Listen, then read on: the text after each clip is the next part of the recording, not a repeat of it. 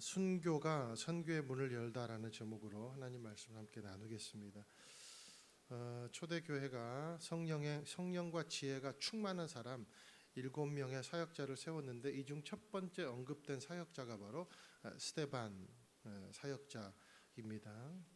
스데반은 지혜와 성령이 충만한 사람이고 아울러서 기적과 이적이 그를 따라다녔습니다. 그래서 교회의 입장으로 봐서는, 초대교회 입장으로 봐서는 너무나도 훌륭한 사역자 인재였습니다. 놓치기 아까운 인물이죠. 그런데 등장하자마자 그 젊은 나이에 순교를 당하게 되었습니다. 당시에 자유인의 회당, 디아스포라 유대인이 주로 모이는 그 회당에서 복음을 반대하는 사람들과 논쟁이 벌어지곤 했는데 웬만하면 이 스데반 사역자를 이겨낼 수가 없었습니다. 너무나도 훌륭한 변증을 가지고 있었고 지혜가 충만한 사람이었기 때문에 그런 것이죠. 그래서 시기가 난 선동자들, 누가 보냈는지 알 수 없지만 침투한 세력인지 자생한 세력인지 알 수 없지만 이 선동자들은 이를 참다 못해서 율법학자들과 장로들에게 스데반을 고발을 합니다. 급기야 이제 스데반이 이제 붙잡혀서 공회 앞으로 예수님처럼 이제 끌려오게 된 것이죠. 예수님을 잡아서 공회에 넘길 때는 장로들과 율법학자들이 선동자들을 매입해 가지고 이렇게 예수님을 공회로 끌고 왔지만 지금은 선동자들이 이제 스데반을 오히려 공회에 넘겼습니다. 고발하는 양상으로 이야기가 진행이 되고 있습니다. 여러분이 이제 7장 본문이 너무 길어서 마무리된 순교의 부분만을 여러분들이 읽었지만 7장 전체를 우리가 바라봐야 합니다. 기독교는 감상주의가 아닙니다. 한 사람이 이렇게 숭고하게 죽었다. 예수님이 중심이에요. 기독교는요. 생각했습니다. 와, 이 부분만 다룰까. 그러다가 내가 나중에 천국 가면 스데반 집사님한테 약간 좀 핀잔을 듣겠다는 생각이 들었어요. 만약에 여러분이 제가 이제 죽었어요. 안 죽을 거예요. 아직은. 근데 이제 그러면 와, 임 목사님 아이고 죽었네. 이렇게 죽었네. 여러분 그게 제가 듣기 좋겠어요? 아니면 임 목사님이 살아계실 때 설교 중에 이런 말씀하셨어. 막 그러면서 그러게 좋겠어요? 저는 후자가 더 좋을 것 같아요. 그래서 나중에 천국 가면 내가 이제 저는 스데반 사역자님의 선교사님의 설교를 너무 이렇게 감동받았습니다. 그렇게 말하면 좋아하실 것 같아요. 그래서 오늘 설교에 이 스데반이 얘기하는 이 설교에 우리가 조금 간단하게 정리를 해보고 그 다음에 스데반의 순교의 모양들을 우리가 다루면서 우리 삶의 교훈을 삼기를 원합니다. 7장 1절 한번 읽겠습니다. 시작. 대제사장이 스데반에게 사람들이 고소한 이 내용들이 사실이냐라고 물었습니다. 여기 스데반을 신문했던 대제사장은 예수님을 신문했던 가야바였을 가능성이 아주 크죠. 검과 몽치를 든 호위병들을 예수님에게 보내서 잡아오라고 시킨 자가 바로 이 대제사장 그리고 제사장들 그리고 장로들이었습니다. 가야바도 그 중에 한 사람이었겠죠. 가야바는요 주후 36년까지 대제사장직을 차지하고 있었어요. 그러니까 이 말은 예수님의 십자가와 부활 사건 이후에도 한 3년여 이상을 그가 더 제사장직으로 있었다는 의미가 됩니다. 그리고 이제 연이어 스데반을 이제 신문을 하고 있는 거죠. 이 임기를 왜 제가 말씀을 드리냐면 초대교회 부흥과 그리고 핍박의 사건이 부활 후에 3년이 채 안 될 만큼 매우 급물살을 타고 지금 여기까지 오게 됐다. 순식간에 그 부흥이 이루어졌고 핍박도 순식간에 이루어졌다. 이 말씀을 드리기 위해서 이 가야바의 임기를 이렇게 말씀을 드린 겁니다. 당시에 죄인으로 취급받는 사람은 반드시 2명 이상의 증인이 필요했습니다. 1명 갖고는 안 됐어요. 그리고 이 죄인이라고 여겨지는 자들에게는 반드시 그에게 변호할 기회를 줬습니다. 예수님에게도 가야바가 그랬잖아요. 너는 왜 아무 대답을 안 하느냐? 이 사람들이 너를 향해 불리한 증거를 지금 하고 있는데 너는 입이 있으면 빨리 얘기해라 그랬잖아요. 이제 오늘 그 가야바가 똑같은 어조로 묻고 있습니다. 사람들이 고소한 이 내용이 사실이냐? 그때나 지금이나 변함없이 악하게, 또 그때나 지금이나 변함없이 그 기득권을 쥐고 있는 그 기득권의 권력에 푹 빠져 있는 그런 가야바의 모습을 우리가 볼 수 있습니다. 지옥 갈 준비를 차곡차곡 쌓는 한 종교인의 모습을 우리가 보고 있는 거죠. 얼마나 이 아이러니합니까? 지옥 갈 준비를 차곡차곡 쌓는 한 종교인. 그렇죠. 물론 구원은 예수님의 판단이겠죠. 우리 구원은 하나님의 몫이지, 구원의 유무는 하나님의 몫이지 사람이 어떻게 함부로 판단할 수가 있겠습니까마는 인간적인 눈으로 볼 땐 그렇게 보입니다. 자, 그런데 어떻게 이런 비열함이 가능할까? 사람이 이렇게 변하지 않아도 이렇게 안 변할까? 어려울까? 그런 생각이 들어요. 근데 그 이유가 오늘 스데반이 말하려고 하는 의미예요. 왜 그러냐면 왜 안 변합니까? 성전과 율법을 소유 삼았기 때문에. 자기 거라고, 하나님이 자기 거라고 생각하고 율법도 자기 거라고 생각하고 우리 단체 거라고 생각하고 그러기 때문에 안 변하는 거예요. 그런데 거기서 무슨 이익이 있어요? 엄청 많죠.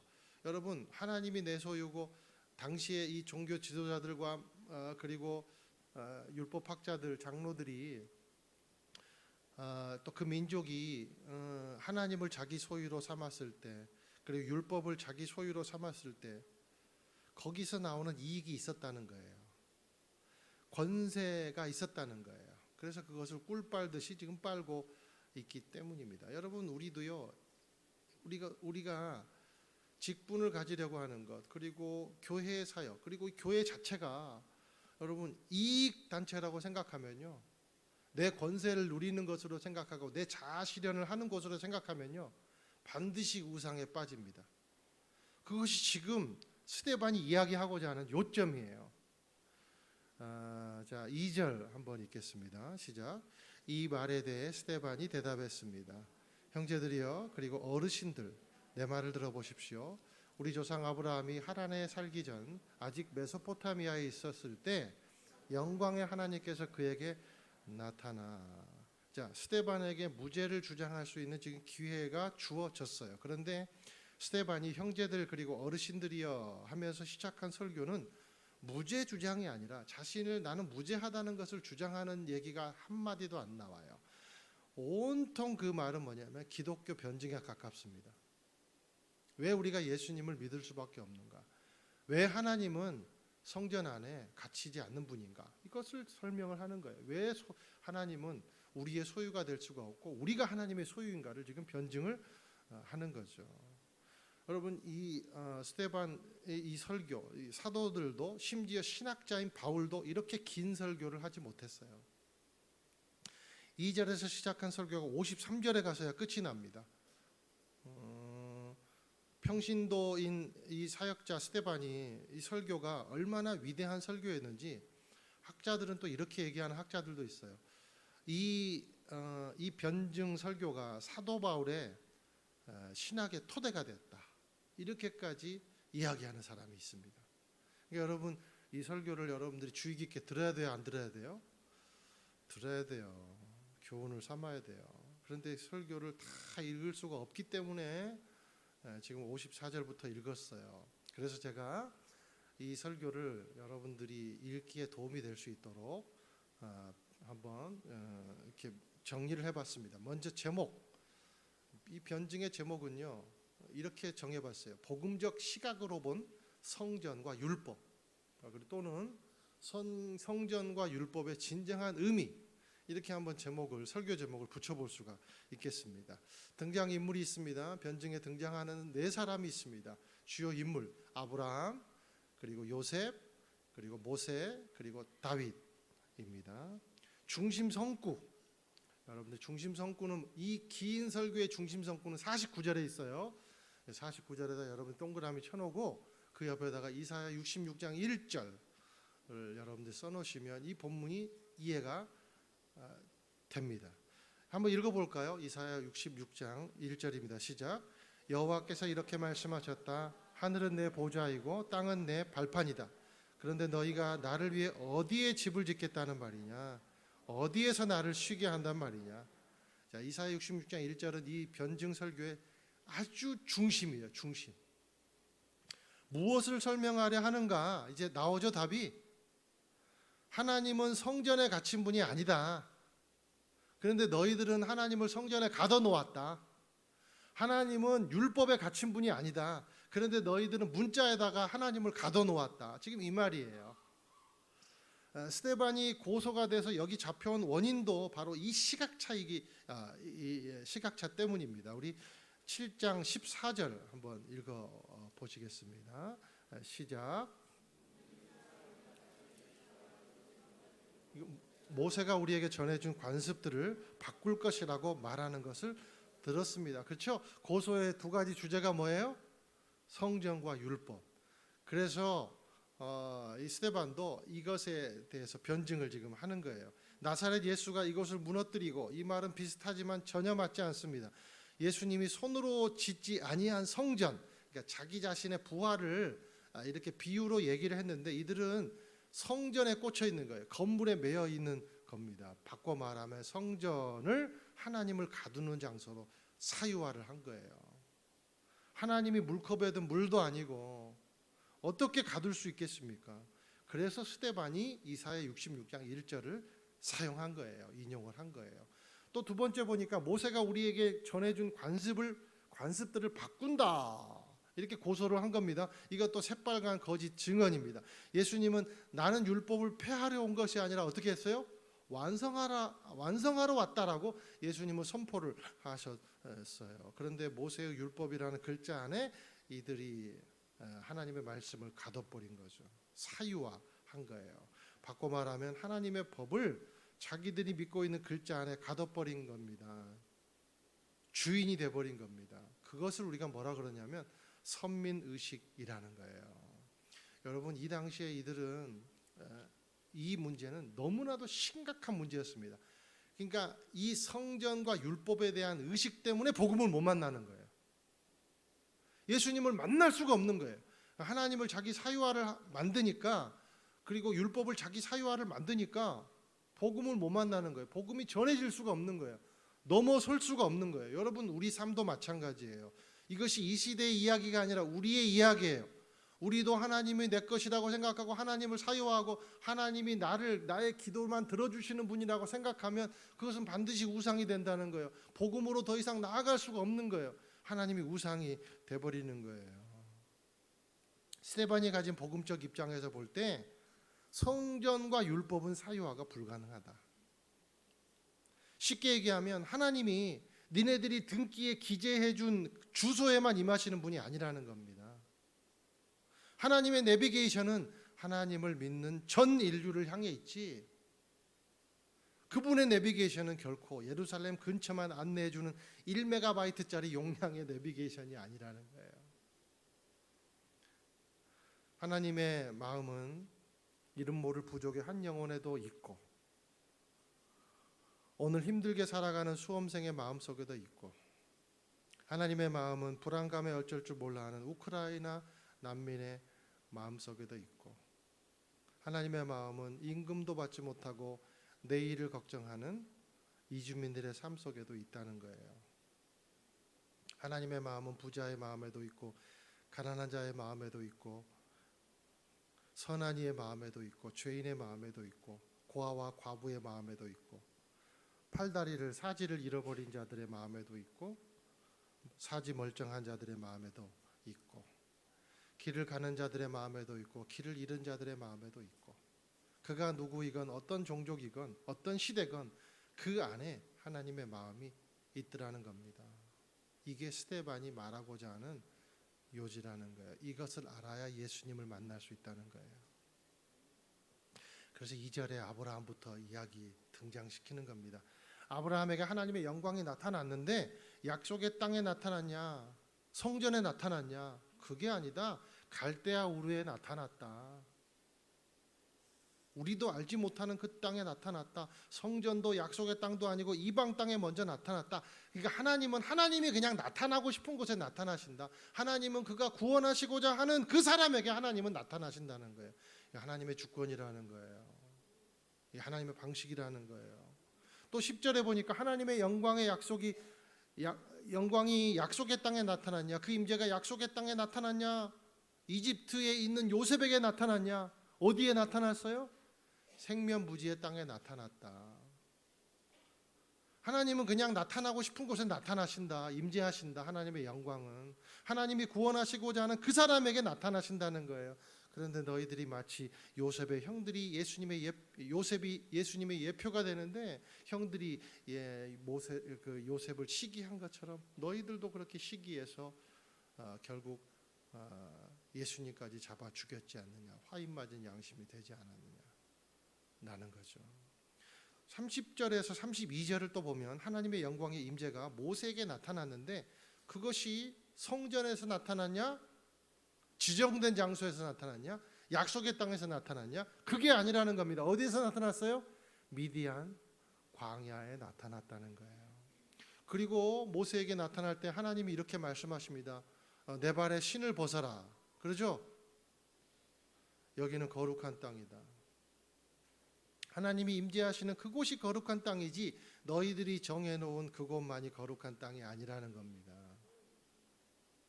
우리가 정해놓은 기도만 기도가 아니라 하나님의 뜻이 우리의 기도라는 겁니다. 그런데 우리 조상들은 예수님의 예표가 되는 그 모세에게도 불순종했다.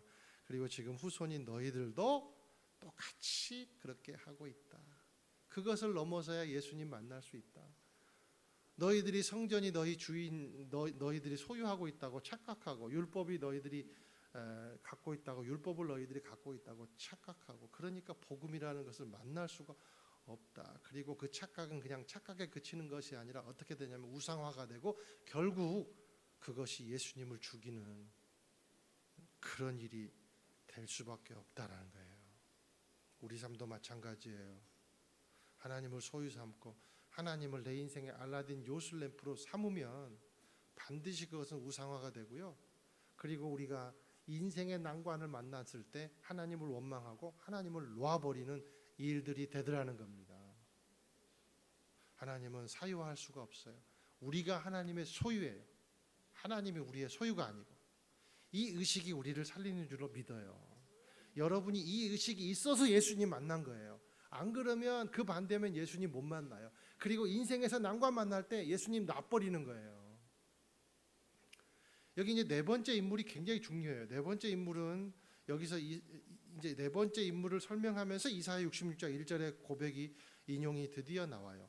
근데 이제 보니까 다윗의 이야기인데 다윗이 어느 날 보니까 자기는 백향목 궁에 최고의 목재로 만든 그런 백향목 궁에 거하고 있는데 가만히 어느 날 보니까 묵상을 해보니까 큐티하면서 묵상해 보니까 하나님은 저기 텐트 그냥 거기에 임하고 있는 거예요. 우리는 빌딩에 거하는데 하나님은 저기 뭐죠? 요즘에 그 농막 뭐 그런 데서 이제 거하고 비닐하우스에 거하고 있다는 생각이 문득 든 거예요. 그래서 죄책감이 든 거예요. 그래서 이게 하나님을 사랑하는 마음이긴 하죠. 그래서 나단을 통해서 이제 말합니다. 나는 백향목궁에 거하고 있는데 하나님의 성막은 저 초라하게 저기 이제 다 찢어진 천막에 저렇게 있는 게 말이 되겠느냐? 나 미안해서 못 견디겠다. 하나님이 지금까지 이렇게 복을 주셨는데 난 너무 미안하다. 너무 미안하다.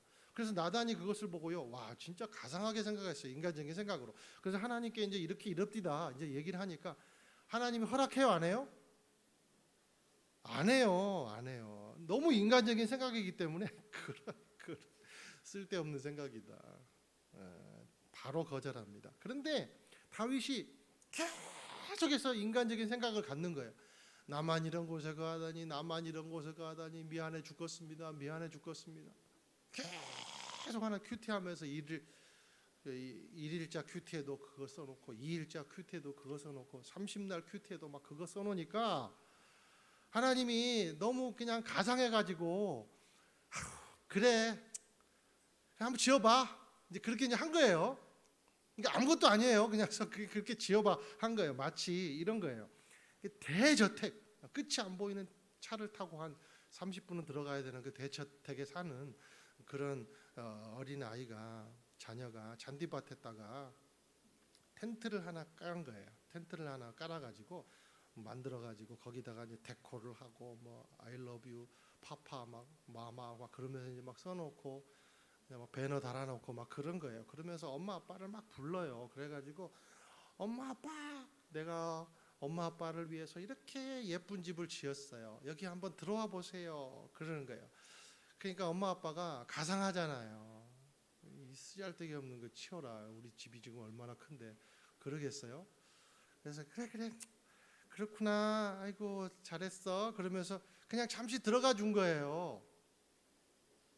이게 엄마 아빠 볼 때 이 집이 듣도 보도 못하게 막 화려해가지고 와 너무 좋다 막 그래가지고 설레는 마음으로 들어갔어요.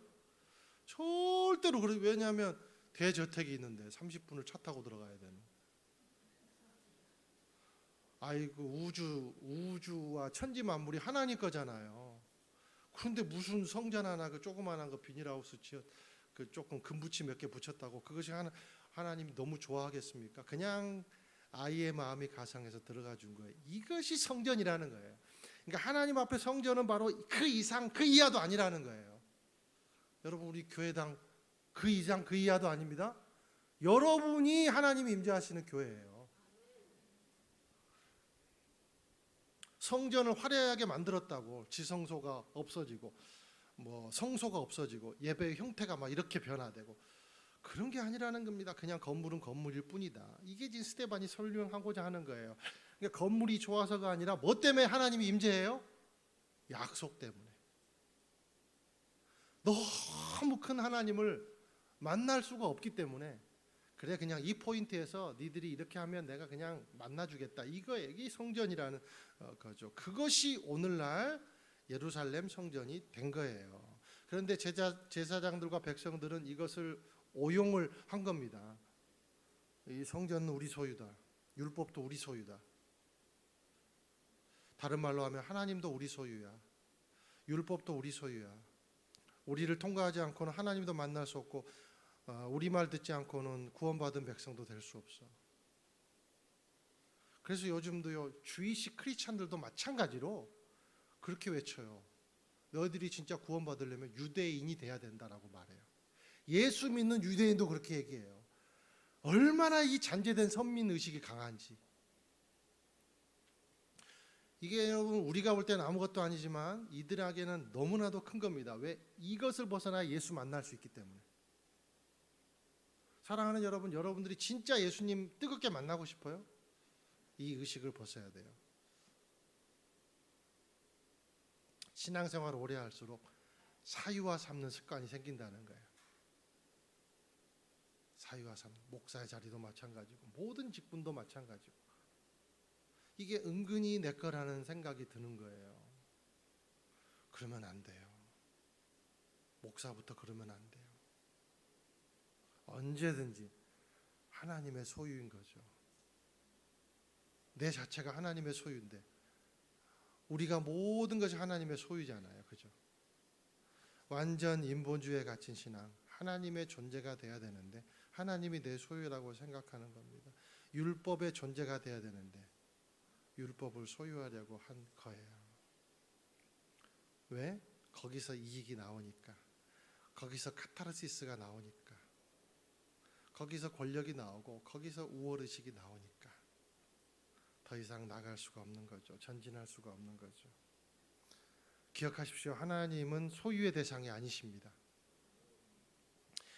이 신앙의 믿음이 중요합니다. 우리가 하나님의 소유입니다.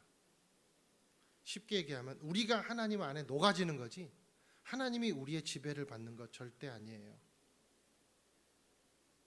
이 의식이 없으면 반드시 인본주의로 빠지게 되고 더 이상 앞으로 나갈 수가 없습니다. 선교도 못합니다. 전도도 불가능해집니다. 그리고 하나님이라는 자기 우상을 만듭니다. 여러분 늘 얘기하죠. 하나님도 우상 될 수 있다고요. 이 특권의식이 얼마나 위험한가? 예수님을 죽일 정도로 위험한 의식이더라는 거예요. 우리도 이 의식에 빠져 있으면 이 시대로 돌아가면 예수님 죽였을 거예요. 이 의식을 벗어나야 스데반의 신앙을 가질 수 있는 거예요. 성령의 사람은 예수님의 소유가 됩니다. 그리고 예수님이 그를 소유하면 그 사람은 완전히 다른 차원의 삶을 살게 되는 거예요. 그것이 스데반과 고발자 그리고 제사장의 차이점이에요. 이제 모세의 말을 이 스데반의 설교 중에 모세의 말이 등장합니다. 우리 출애굽기 20장 24절 하반절 한번 읽으실게요. 시작. 내가 내 이름을 기억하는 모든 곳에서 내가 가서 복을 주겠다. 모세의 말이에요. 하나님은 하나님의 이름을 기억하는 모든 곳에 임하신다는 겁니다. 하나님은 성전에 가둘 수도 없고 가둬지지도 않는 분이라는 겁니다. 그런데 너희 조상들과 너희들은 여전히 불순종하고 예수를 죽이기까지 죄를 쌓고 있는 모양이니 너희들은 화인 맞은 양심이라는 거예요. 죽기를 각오한 변증이죠. 스데반이 이렇게 변론하고 아마 그 다음에 죽지 않았으면 이렇게 돌로 쳐 죽임을 당치 않았으면 아마 예수님의 죽으심과 부활을 그 다음 말할 차례가 됐었을 거예요. 그런데 이것을 채 말하기도 전에 지금 이제 죽음을 분노의 희생양이 됩니다. 사람들이 분노에 끌었어요. 왜냐하면 자기 양심을 찔리니까. 베드로가 설교했을 때 양심에 찔려가지고 예수님 믿었잖아요. 그런데 이들은 양심에 찔렸는데 오히려 사람을 죽이는 거죠. 당시 스데반 사역자가 처한 상황이 마치 사자 우리 속에 갇힌 다니엘의 친구들이 처한 상황과 비슷했을 거라고 생각을 해봐요. 무엇이 스데반을 이렇게 용기 있게 만들고 사자의 심장을 가지게 만들었는가? 무엇이? 나는 철저히 하나님께만 녹아진 존재입니다. 나는 철저히 하나님의 소유입니다. 그런 시각이 있는 거예요. 내가 하나님의 소유이기에 나는 모든 것을 가졌습니다. 그래서 하늘을 본 거예요. 돌을 본 게 아니라. 이 믿음이 우리를 구원의 길로 이끄는 줄 믿어요. 자, 이제 스데반이 순교를 당했습니다. 그런데 이스라엘 백성들의 이스라엘 백성들이 돌로 죽일 때에 어떤 모습이냐면 역사는 이렇게 기록을 하고 있어요. 제가 설명을 해볼게요. 당시의 법정의 변론에 실패를 해가지고 돌에 맞아 죽을 때는 한 2m 정도 떨어진 거리에서 이제 죄인이 옷을 다 벗긴대요. 옷을 싹 벗긴대요. 그리고 이제 고발한 증인 중 한 사람이 피고를 등 뒤에서 이제 밀읍니다. 그러면 이제 넘어지잖아요. 얼굴을 받고 넘어지죠. 그러면 또 한 증인이 이제 피고를 눕히는 거죠. 하늘을 보고 눕히게 하는 거죠. 그래서 스데반이 하늘을 보지 않았을까. 그 다음에 피고인의 키보다 한 2배 가량, 한 2, 3m 정도, 한 4m 정도 되는 그런 거리겠죠. 그 높이에서 증인 중에 한 사람이 돌을 떨어뜨립니다. 돌을 이렇게 이제 떨어뜨려요. 죽으면 이제 거기서 끝나요. 그런데 이제 이 죄인이 죽지 않는다. 그러면 두 번째 증인이 또 이제 돌을 떨어뜨리는 거예요. 얼굴에 떨어뜨리든 심장에 떨어뜨리든 심장을 향해 떨어뜨리는 거죠. 그래도 죽지 않는다. 그러면 이제 이 사람이 죄인이라고 생각하는 사람들이 짱돌을 들고 가가지고 마구 던져서 돌무덤을 쌓는 거예요. 린치를 가하고 그렇게 죽어요.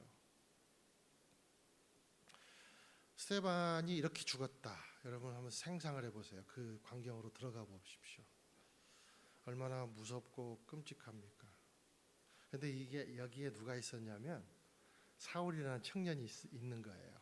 58절에 보니까 한편 목격자들은 자기들의 옷을 벗어 사울이라는 청년의 발 앞에 두었다. 그리고 8장 1절에 보니까 사울은 스데반이 죽게 된 것을 당연하게 여겼다. 사울은 스데반을 잡으려고 공회로부터 허가증을 받아가지고 감독관, 집행자 역할을 했습니다. 보통 집행자가 옷을 맡겨두고 가서 돌로 쳐, 그러니까. 근데 사울은 너무 이상한 광경을 봅니다. 너무너무 이상한 광경을 봐요. 상상할 수 없는 광경을 봐요. 56절과 59절, 60절 함께 한번 읽어보실게요. 시작. 이렇게 외쳤습니다. 보십시오. 하늘이 열리고 인자가 하나님의 오른편에 서 계신 것이 보입니다.